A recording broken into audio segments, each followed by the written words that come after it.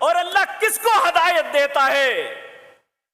نبی کریم صلی اللہ علیہ وسلم نے ایک حدیث سنائی، کہا میرے رب نے مجھے بتائی، اسے حدیث قدسی کہتے ہیں۔ اللہ فرماتے ہیں ابن آدم، میں مال ہر کس و ناکس کو دیتا ہوں، میں یہ نہیں دیکھتا یہ مجھے مانتا ہے یا نہیں مانتا، لیکن ہدایت اسے دیتا ہوں جسے پسند کر لیتا ہوں۔ تو پسند کسے کیا جاتا ہے؟ جو اس کا پسندیدہ بننے کی کوشش کرے۔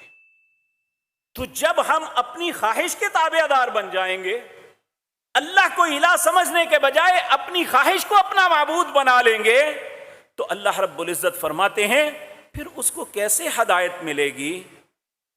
فَمَن يَهْدِي مِن بَعْدِ اللَّهِ، اللہ کے بعد کون ہے جو اسے ہدایت دے گا؟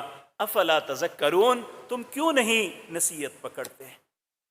اسی طرح رسول اللہ صلی اللہ علیہ وسلم سے حضرت عبداللہ بن عمر بن عاص رضی اللہ تعالی عنہ بیان کرتے ہیں، آپ نے فرمایا لا یؤمن احدکم حتی یکون ہواہ، اللہ کی قسم تم میں سے کوئی بندہ ایماندار نہیں ہو سکتا حتی یکون ہواہ، یہاں تک کہ وہ اپنی خواہش کو بھی میرا تابع کر دے۔